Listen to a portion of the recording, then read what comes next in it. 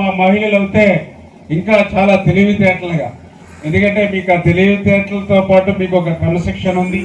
అదేవిధంగా ఈరోజు ఏదైతే ఈ యొక్క సొసైటీలో ధైర్యంగా మీరు తిరగలుగుతున్నారని అంటే ఇది కూడా అన్న నందమూరి తారక రామారావు గారు ఇచ్చిన హక్కు మీ అందరికీ.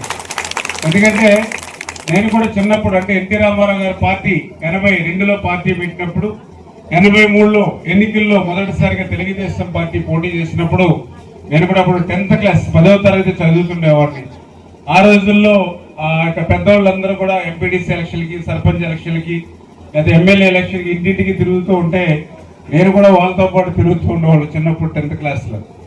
అప్పుడు నేను తిరుగుతూ ఉంటే అప్పుడు మహిళలందరూ కూడా ఇంటికి వెళ్ళి ఓటు అడిగితే ఆ పెద్దవాళ్ళు చూసి ఒక డోరు రెక్క తీసి ఇంకొక డోర్ వెనకాలండి మాట్లాడేవారు, లేదా కట్టిన సగం తీసి కట్టిన వెనకాలండి మాట్లాడేవారు. నాకు బాగా గుర్తు చిన్నప్పుడు.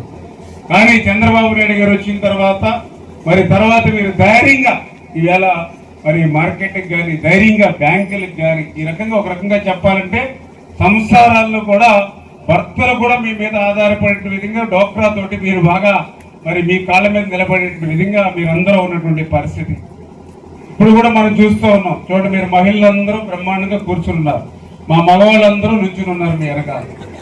అంటే ఈ మార్పు అనేది ఆ రోజు ఎన్టీ రామారావు గారు, ఈరోజు చంద్రబాబు నాయుడు గారు ఇచ్చారు. మీరు కూర్చున్నారు, మా వాళ్ళంతా పాప ఎండల్లో అట్లలో అలా నుంచి చూస్తూ ఉన్నారు మీటింగ్.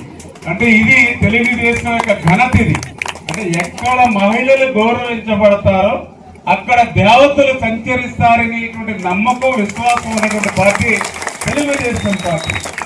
మరి అటువంటి తెలుగుదేశం పార్టీ ఆ రోజు మరి మీ అందరికీ తెలుసు, మహిళలకి మగవాళ్లతో పాటు సమానంగా ఆస్తి హక్కు ఇచ్చింది ఎన్టీ రామారావు గారు. ఆ రోజు ప్రధానమంత్రిగా మహిళ ఉన్నారు ఇందిరాగాంధీ, ఆమె కూడా రానిటువంటి ఆలోచన ఎన్టీ రామారావు గారికి వచ్చింది, సమానంగా మీకు హక్కు ఇవ్వాలనేటువంటి ఆలోచన. అదేవిధంగా తర్వాత చంద్రబాబు నాయుడు గారు మరి ఏదైతే ఆయన కూడా మీ అందరికీ తెలుసు డోక్రా సంఘాలు. ఎందుకంటే అప్పటి వరకు డోక్రా సంఘాలు అనేవి ఎక్కడా లేనటువంటి స్థితిలో దేశ చరిత్రలో కాదు ప్రపంచ చరిత్రలోనే మొదటిసారిగా డోక్రా సంఘాలు, ఎందుకంటే చంద్రబాబు నాయుడు గారు ఆలోచన చేశారు, మనలో సగం మహిళలు, జనాభాలో సగం మహిళలు, అటువంటి సగం ఉన్నటువంటి మహిళలు అభివృద్ధి చెందకుండా ఈ రాష్ట్రం, ఈ ప్రాంతం అభివృద్ధి చెందదు.